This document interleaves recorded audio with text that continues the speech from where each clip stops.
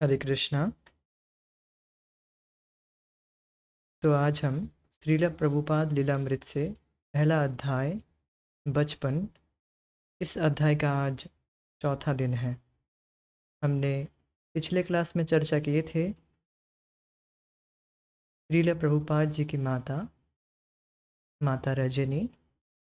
उनको चाहती थी कि वह एक अंग्रेजी वकील बने। इसके लिए उन्हें लंदन जाना पड़ेगा, किंतु उनके पिताजी गौर मोहन दे ऐसा कभी भी नहीं चाहते थे, क्योंकि अगर अभय विदेश जाएगा तो वह शराब पीता और औरतों के पीछे भागना सीख जाएगा। इस तरह से उनका जो संस्कार है वह खराब हो जाएगा। प्रभुपाद जी के पिताजी गौर मोहन दे वे चाहते थे कि उनके पुत्र, उनका बेटा बड़ा होकर राधा रानी का भक्त बने और भगवान श्रीमती राधा रानी के एक सर्वश्रेष्ठ सेवक के रूप में वह श्रीमद् भागवतम का प्रचार करे और जो भक्ति की कलाएं हैं जैसे मृदंग बजाना आदि एट्सेट्रा वह सीखे। ये वह चाहते थे, और जो कि वास्तव में हर व्यक्ति को, हर माता पिता के अपने बच्चों को सिखाना चाहिए। और वास्तविक गोल यही होना चाहिए कि हमारा बच्चा सर्वश्रेष्ठ भक्त बने, भगवान का एक भक्त बने। इस पर हमने चर्चा किए थे और हमने देखे थे कि श्रील प्रभुपाद जी को बचपन में किस किस नाम से पुकारा जाता था। मोती, नंदू, नंदूलाल, कोचा और सबसे प्यारा नाम कचोरी मुखी, जो नाम उनके दादी ने उन्हें दी थी। श्रील प्रभुपाद जी बहुत ही पसंद करते थे कचौरी खाना। कचौरियाँ उन्हें बहुत पसंद है, तो इसलिए उनका नाम पड़ा कचोरी मुखी। देन हमने डिस्कस किए थे कि जैसे गौर मोहन श्रील प्रभुपाद जी के पिताजी अभय को अर्थात श्रील प्रभुपाद जी को बहुत प्यार करते थे, उसी तरह से उनकी माता रजनी भी उन्हें बहुत प्यार करती थी। तो इस प्यार के विषय में हमने चर्चा की थी, किस तरह से उनकी माँ उनकी रक्षा करती थी। जैसे उनके पिताजी आध्यात्मिक रूप से उनकी रक्षा करते हैं, उसी तरह से उनकी माता उनको भौतिक रूप से हर तरह से रक्षा करती थी। भिन्न भिन्न व्रत ले लेती थी, जैसे कि कभी बाएं हाथ से खाना, कभी अभय के पैर में लोहे का कड़ा बांध देना, माथे में थूक लगा देना। ये सब हमने सुने थे। तो इस तरह से उनकी माँ हर क्षण अभय अर्थात प्रभुपाद जी को हर क्षण रक्षा करती थी, और भी भिन्न भिन्न तरीकों से प्रभुपाद जी की रक्षा करती थी। ठीक वैसे ही जैसे माता यशोदा भगवान कृष्ण की रक्षा करती थी। और जब भगवान कृष्ण पर किन्हीं राक्षसी आक्रमण करते, और जब भगवान कृष्ण उन राक्षसी का वध कर देते, तब माता यशोदा सोचती कि यह तो मेरे मंत्र पाठ का कारण है, मेरे मंत्र पाठ का फल है कि मैं जो डेली मंत्र पाठ करती थी उसकी वजह की वजह से मेरे मेरे बेटे की रक्षा हो रही है। तो इस तरह से देख सकते हैं कि ऐसी ही शिल प्रभुपाद जी की माता रजनी वह प्रभुपाद जी की रक्षा करती थी। फिर हमने सुनी थी कि शिल प्रभुपाद जी अपने खुद ही बता रहे थे कि मैं बहुत ही शरारती था। किस तरह से वह जब स्नान करने जाते थे तो स्नान करना उनको बिल्कुल पसंद नहीं था। तो स्नान करते वक्त वह अपने से ही माथा फोड़ लिए थे दीवार में, फर्श में माथा फोड़ लिए, तो उनका बहुत सारा खून निकल गया था। तो उनकी माँ को ही डांट पड़ी। और भी देखते हैं कि कि माँ पर निर्भरशीलता। फिर हम देखते हैं माँ माँ के ऊपर निर्भरशील कैसे होते हैं। इवन जब पेशाब के लिए भी जाना होता है तब भी माँ से ही पूछकर प्रभुपाद जी अर्थात अभय जाते थे। फिर हम सुनते हैं कि स्कूल जाना कभी भी उन्हें पसंद नहीं था। स्कूल भेजने के लिए इवन एक सर्वेंट को हायर करना पड़ा। उनका नाम क्या था? दामोदर। और वह उनको उनके कमर में, अभय के कमर में रस्सी बांध कर उन्हें ले जाते थे। और फिर ऐसे जाते जाते फिर उनका जब अभ्यास हो गया वह अपने से ही जाने लगे। तो इस तरह से हमने बहुत सुंदर सुंदर पास टाइम्स प्रभुपाद जी के पास टाइम सुने, जो कि उनके बचपन के बाल क्रीड़ा के रूप में विख्यात हैं। आज हम सुनेंगे श्रील प्रभुपाद जी की बचपन की भक्तिमय लीलाएं। तो हम शुरू करते हैं। तीसरे प्रहर के विश्राम और स्नान के बाद अभय प्राय एक पड़ोसी के घर चले जाते। महाभारत के श्याम श्वेत चित्रों का अवलोकन करते उनकी दादी उनको बंगला महाभारत से नित्य पाठ करने को कहती। इस प्रकार चित्रों को देख देख कर और दादी के साथ पाठ करके अभय ने महाभारत को आत्मसात कर लिया। अभय की बाल क्रीड़ा में उनकी छोटी बहन भवतारिणी प्राय उनका साथ देती। वे साथ साथ मल्लिक के मंदिर में राधा गोविंद के अर्चा विग्रह का दर्शन करने जाते। अपनी बाल क्रीड़ा में जब कभी उन्हें बाधा होती तब सहायता के लिए वे भगवान से प्रार्थना करते। पतंग उड़ाने के लिए भागते हुए वे कहते, कृष्ण भगवान कृपा करके पतंग उड़ाने में हमारी सहायता कीजिए। तो इस तरह से हमें क्या, इस क्रीड़ा से, इस बाल क्रीड़ा से क्या शिक्षा मिल रही है? हमें हमें यह शिक्षा मिल रही है कि भगवान पर निरंतर निर्भरशीलता, जो वास्तव में हमारे जीवन में बहुत ही ज़्यादा दरकार है, बहुत ही ज़्यादा नीडफुल है। हम भगवान से विमुख होकर ही दुख भोग रहे हैं। हम सोच रहे हैं कि हम सोच रहे हैं कि हम इंडिपेंडेंट हैं और इंडिपेंडेंट होने का प्रयास कर रहे हैं। हम किसी पर निर्भर नहीं होना चाहते हैं, किंतु हमें वास्तव में निर्भर होना है भगवान पर। तभी हमारी इंडिपेंडेंसी, वास्तविक इंडिपेंडेंसी तब धीरे धीरे जागृत होगा। जैसे प्रभुपाद अपने छोटी पुस्तक में बताते हैं, जैसे एक मछली पानी में वह चारों ओर तैर सकती है। इवन जो बहाव है, नदी का जो बहाव है, उसके विपरीत भी जा सकती है। तो उसी तरह से एक जीव केवल भगवान की भक्ति में ही सुखी हो सकता है। हम सभी भगवान की भक्ति में ही केवल सुखी हो सकते हैं, अर्थात भगवान पर निर्भर होकर भगवान पर निर्भर होना है। अब कोई कहता है कि कोई कोई जो भगवान के भक्त नहीं है, अभक्त हैं, वे कहते हैं कि हम भगवान पर क्यों निर्भर करें, ये हर चीज़ के लिए भगवान पर क्यों निर्भर करें, भगवान को क्यों तकलीफ दे, हम स्वतंत्र हैं, हम समर्थ हैं। तो ऐसा नहीं है। उन्हें, उनकी ऐसी दृष्टि नहीं है कि हर कार्य के पीछे भगवान को देखने की। हर कार्य जो संपादन हो रही है वह उसके पीछे पूरा हस्तक्षेप भगवान का है।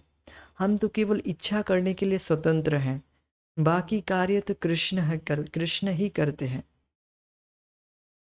जैसे पूछा जाए कि मुझे ही पूछा जाए कि मैं कैसे बोल रहा हूँ, अगर मुझे पूछा जाए तो मैं कहूँगा मुझे पता नहीं मैं कैसे बोल रहा हूँ।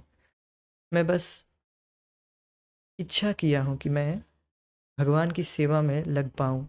बाकी मुझे, मैं कैसे बोल रहा हूँ, I can not explain it.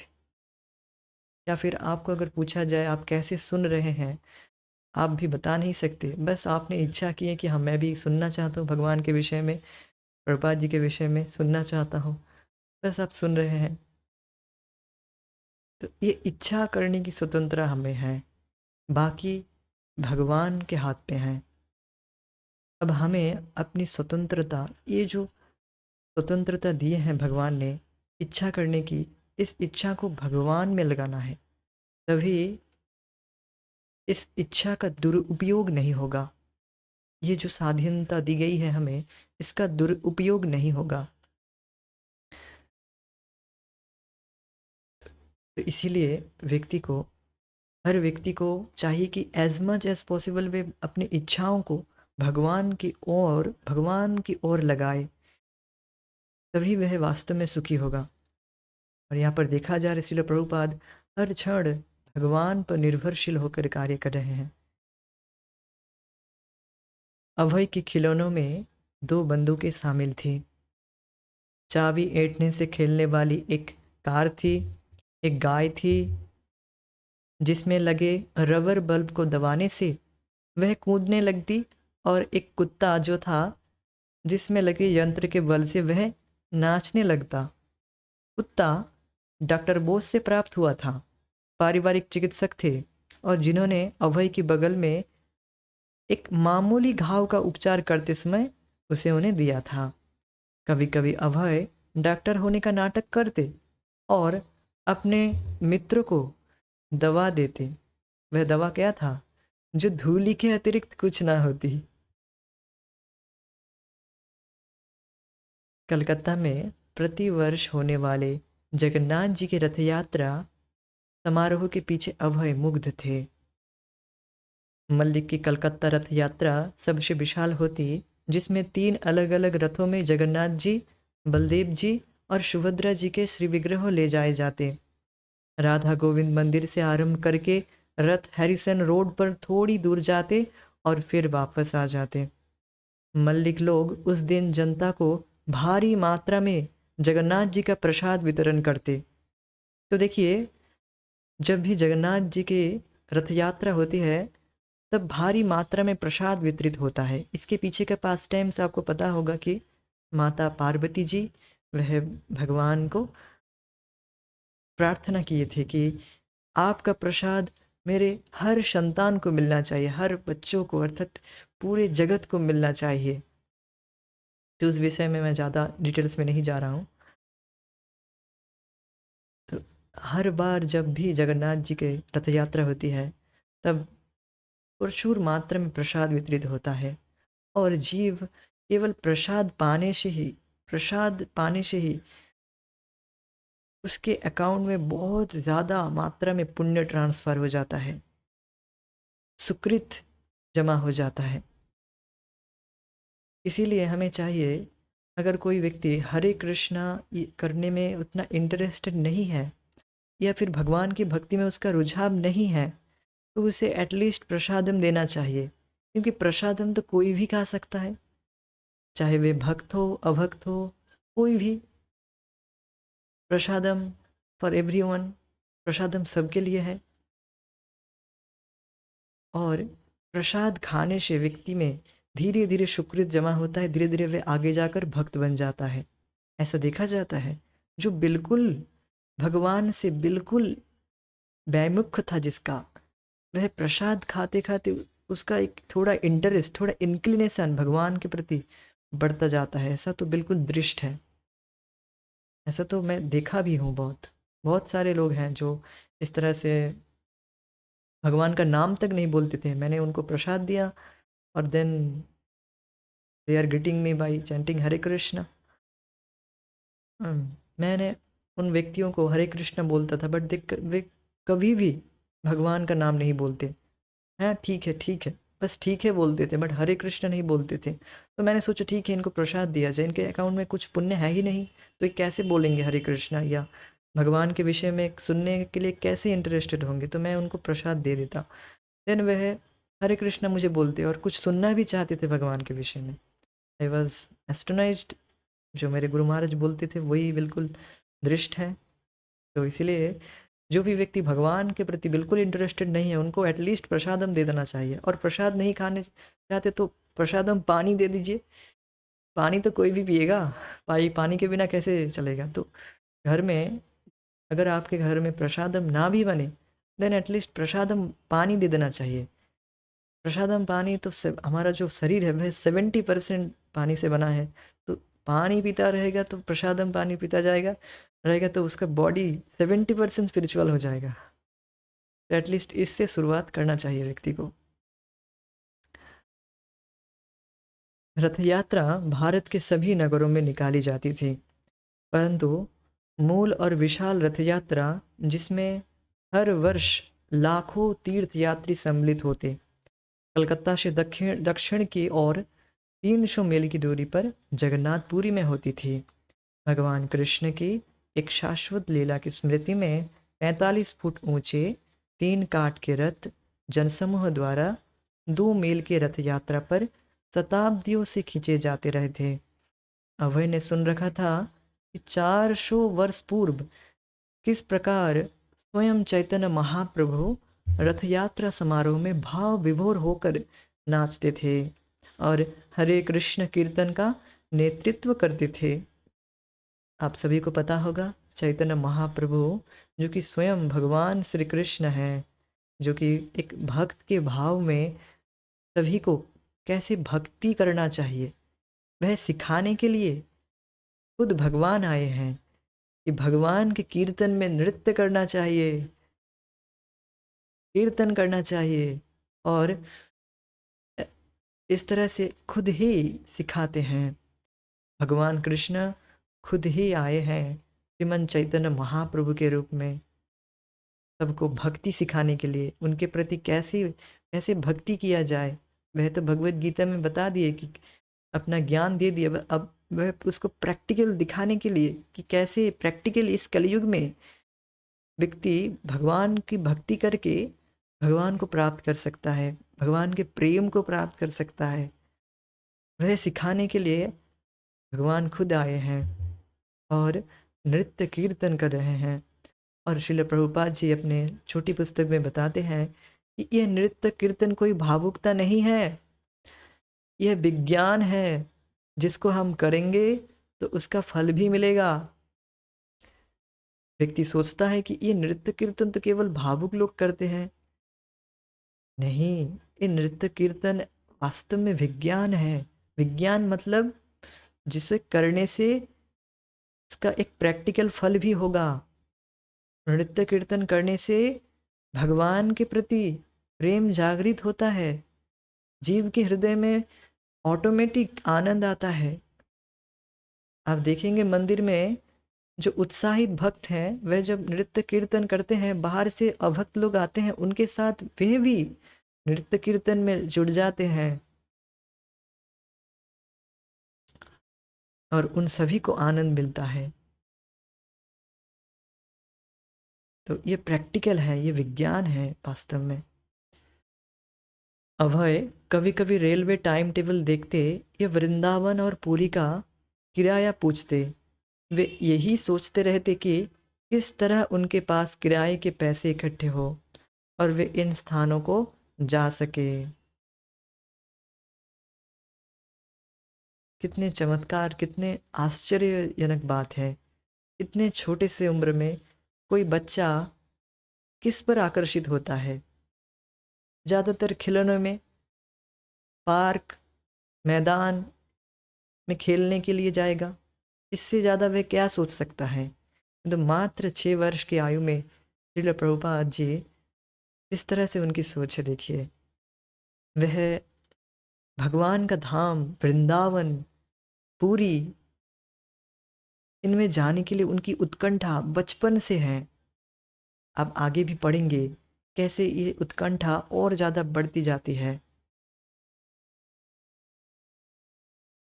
देखिए, भगवान के धाम के प्रति आकर्षण, ये वास्तव में जब व्यक्ति अच्छे से भक्ति करता है, अच्छे से भगवान के कथा सुनता है, तब जाकर उसकी आकांक्षा होती है कि मैं भगवान के धाम जाऊं, भगवान के धाम में रहूं।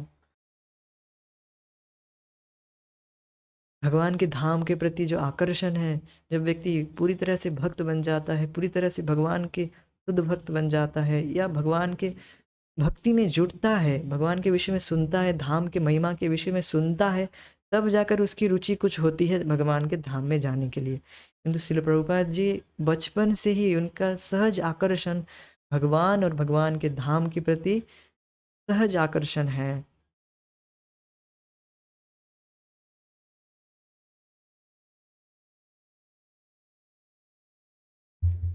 अभय की इच्छा थी कि उनका अपना रथ हो और वे अपनी रथ यात्रा निकाल सके। सहायता के लिए उन्होंने अपने पिताजी से कहा। गौरमोहन राजी हो गए, लेकिन इसमें कठिनाइयाँ थीं। जब वे अभय को कई बढ़इयों की दुकानों पर ले गए तो उन्होंने पाया कि रथ बनवाना उनके सामर्थ्य की बात नहीं। जब वे घर लौटने लगे तो अभय रोने लगे। और एक वृद्ध बंगाली एक वृद्ध बंगाली महिला उनके पास गई और उसने पूछा कि बात क्या है। गौरमोहन ने बताया कि बच्चा रथ यात्रा के लिए रथ चाहता है, लेकिन उसे बनवाना उनके लिए संभव नहीं है। ओह, मेरे पास एक रथ है, महिला ने कहा, और उन्हें अपने घर आमंत्रित करके उसने रथ दिखाया। रथ पुराना लगता था, लेकिन फिर भी काम चलाऊ था और उसका आकार भी ठीक था, लगभग 3 फुट ऊंचा। गौरमोहन ने उसे खरीद लिया और उसकी मरम्मत करा के उसे सजाने में सहायता की। पिता पुत्र ने मिलकर उस पर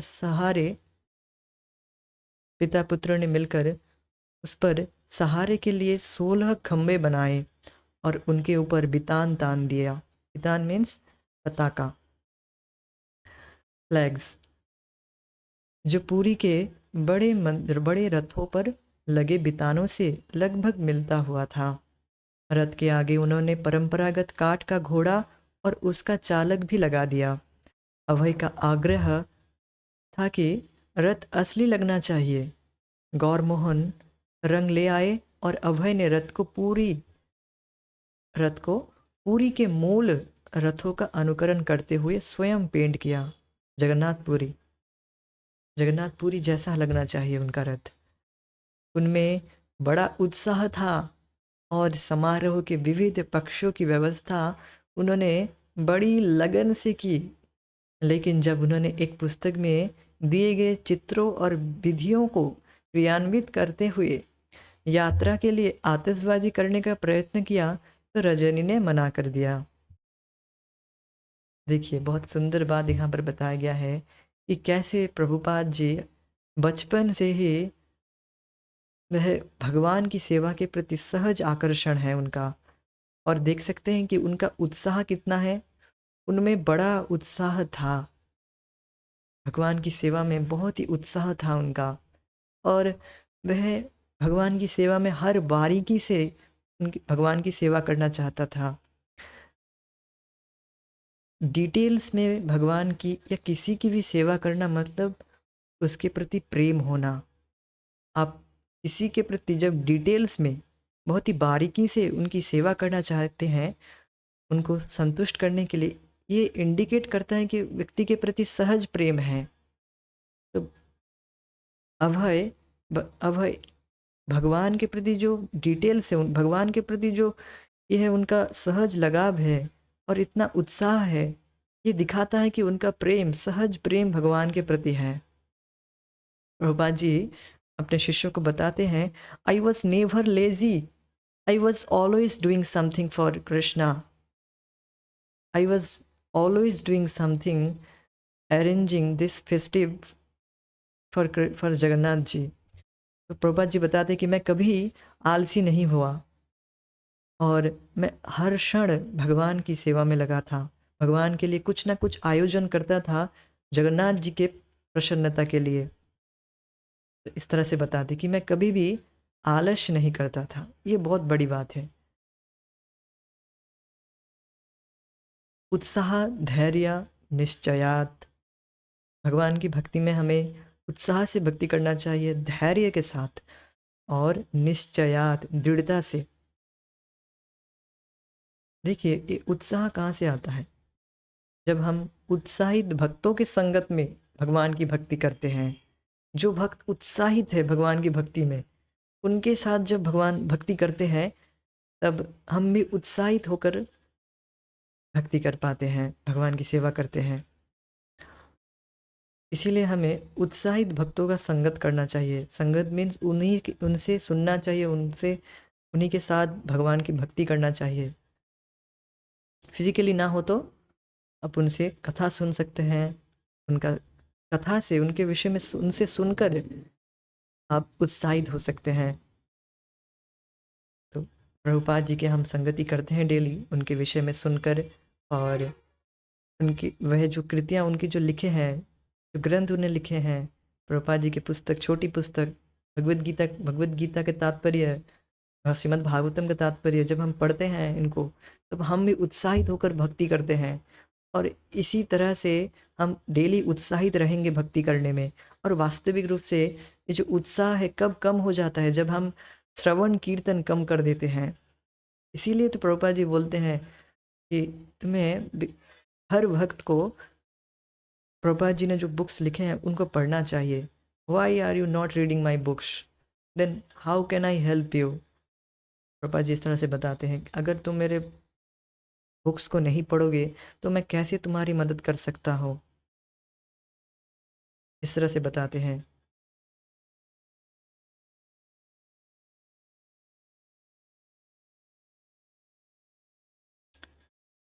अभय ने अपने साथियों से सहायता ली, विशेषकर अपनी बहन भवतारिणी से, और वे उनके स्वाभाविक नेता बन गए। उनकी बाल क्रीड़ा से प्रसन्न पड़ोसी की वृद्ध महिलाएं उनकी प्रार्थना पर विशेष व्यंजन बनाने को राजी हो गई, ताकि वे अपने रथ यात्रा समारोह में प्रसाद बांट सके। पूरी की रथ यात्रा की तरह अभय की रथ यात्रा भी लगातार 8 दिन चलती। उनके परिवार के लोग जमा होते और पड़ोस के बच्चे यात्रा में शामिल होते। रथ खींचते, ढोल और करताल बजते तथा कीर्तन करते। ग्रीष्म की गर्मी में बिना कुर्ते कमीज के केवल धोती पहने अभय हरे कृष्णा और समय उपयुक्त बंगाली भजन की करो राई कमलिनी गाने में बच्चों का मार्गदर्शन करते। इस भजन को ढूंढने के लिए मैं बहुत प्रयास किया बट मुझे मिला नहीं। अगर इन फ्यूचर अगर मुझे मिला तो मैं इसको मेंशन करूँगा वहाँ पर। तो इसका ट्रांसलेशन अनुवाद दिया गया है, उसको हम पढ़ लेते हैं। आप क्या कर रही हैं श्रीमती राधा रानी? कृपया बाहर आइए और देखिए, वे चुरा रहे हैं आपके अति प्रिय कोश कृष्ण को, श्याम रत्न को। काश युवा राधा रानी जान पाती कि युवक कृष्ण, उनके हृदय का रत्न, अब उन्हें त्याग रहा है।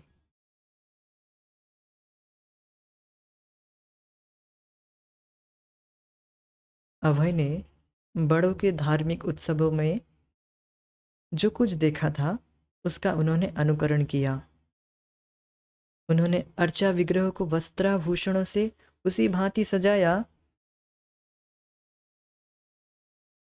उन्हें नैवेद्य अर्पित किया, घी के दीपक और अगरबत्ती से आरती की और साष्टांग प्रणाम किया। हरिसन रोड से जुलूस राधा गोविंद मंदिर के आंगन में गोल सड़क पर आया और अर्चा विग्रह के सामने थोड़ी देर के लिए रुका। ये सब तमाशा देखकर गौर मोहन के मित्र उनके पास गए और बोले, आपने हमें आमंत्रित नहीं किया? ये तो आप एक बड़ा उत्सव कर रहे हैं और आप हम लोगों को आमंत्रित नहीं कर रहे हैं, ये क्या है? अभय के पिता ने उत्तर दिया, यह सब केवल बच्चों का खेल है। मित्रों ने व्यंग किया, हाँ, ये सब केवल बच्चों का खेल है? ऐसा कहकर आप हम लोगों को उसके आनंद से वंचित कर रहे हैं। तो इस तरह से प्रभुपाद जी इतना उत्साहित थे, इतने बचपन से ही वे उत्साहित थे। और उनके जो साथियों में थे वह भी उनके उत्साह को देखकर वह भी अपने अपने रथ निकालने लगे। और सब इस तरह का एक उत्साह देखकर जो पास पड़ोस के जो अभय के पिता के जो मित्र हैं वह भी बोलने लगे कि हमें आमंत्रित क्यों नहीं किए। अर्थात यही वास्तव में उत्साह होना चाहिए। हम उत्साह से भक्ति करेंगे तो कोई व्यक्ति हमें देखकर वह भी उत्साहित हो जाएगा भक्ति करने में, वह भी भक्ति में शामिल होना चाहेगा। ये बात है। वह भी भगवान की सेवा में शामिल होना चाहेगा। अरे! हमें तुमने बुलाया क्यों नहीं? वह भी बताएगा। वास्तव में देखिए, उत्सव, हर दिन हमारा उत्सव है। हर दिन, हमारे लिए हर दिन उत्सव है। कैसे? देखिए, भक्तों के लिए हर दिन उत्सव है। सुबह उठते ही मंगल आरती, देन भगवान का नाम जप, देन दर्शन आरती, फिर कुछ प्रसाद, भोग आरती, देन इस तरह से संध्या आरती, कितना सारे आरतियाँ होती हैं। प्रसाद, सुंदर प्रसाद। तो इस तरह से रात तक, रात के 8:30 सोते-सोते भगवान को सुलाते-सुलाते भी भक्त भक्त लोग नृत्य कीर्तन में उत्साह से भगवान की भक्ति करते हैं। यही वास्तव में उत्सव है। उत्सव मीन्स जहाँ उत्साह हो, वह उसे कहते हैं उत्सव। और भक्तों के जीवन में हर दिन उत्सव है। और जो अभक्त लोग हैं, उनके लिए साल में एक आध बार कभी-कभी उत्सव आ जाता है। और जहाँ पर उतना उत्साह नहीं रहता, बस रिचुअलिस्टिक लोग करते हैं, उसका कोई महत्व भी नहीं पता रहता है। क्या कर रहे हैं, कुछ नहीं, बस आहार, निद्रा, भय, मैथुन, उसी को मेन केंद्रित करके वो उत्सव करते हैं। किंतु भक्त लोगों का जो केंद्र है वह भगवान है। और भगवान कैसे हैं? आनंदमय है। अब आनंदमय को केंद्र में रखकर हम भगवान की सेवा कर रहे हैं तो सभी लोग आनंदित हो जाते हैं। और प्रत्येक दिन हमारे लिए एक उत्सव है। और जो भगवान के सर्वश्रेष्ठ भक्त हैं, गोपियां हैं, उनके लिए तो हर क्षण उत्सव है। हर क्षण, वो एक क्षण भी भगवान का विरह सहन नहीं कर पाती। इसीलिए तो बोलती है, ये पलके क्यों दी है ब्रह्मा जी ने, इसलिए हम मिस कर जाते हैं अपने शाम को देखने के लिए। ये पलके क्यों दिए हैं ब्रह्मा जी, तो इस तरह से शिकायत करती हैं वो। तो उनके लिए हर क्षण उत्सव है। ये बात है।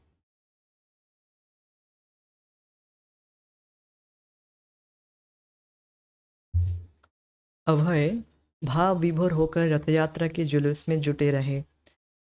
उधर गौरमोहन लगातार 8 दिन धन व्यय करते रहे और रजनी जगन्नाथ जी पर चढ़ाने के लिए विविध व्यंजन और फूल मालाएं तैयार करती रही। यद्यपि अभय ने जो कुछ किया वह केवल अनुकरण था, लेकिन रथयात्रा निकालने के पीछे उनकी प्रेरणा और अविचल स्फूर्ति वास्तविक और सच्ची थी। ऐसा नहीं कि केवल अनुकरण में कर रहे हैं, ऐसा नहीं था। उनकी जो प्रेरणा और अविचल स्फूर्ति वह वास्तविक थी। उनकी स्वतः प्रेरणा से बच्चों का यह उत्सव 8 दिन तक चलता रहा। उत्तरोत्तर हर वर्ष नया उत्सव आता और अभय उसी उत्साह से उसे मनाते। तो इसी तरह से हमें प्रत्येक दिन भगवान की सेवा उत्साह से करना है। तो आज हम यहीं पर अपनी कथा को विराम देंगे। आगे की चर्चा हम आगे करेंगे। हरे कृष्णा, जय श्रील प्रभुपाद, निताय गौर प्रेमानंदे, हरि हरि बोल। Thank you so much, thank you for joining. Hare Krishna.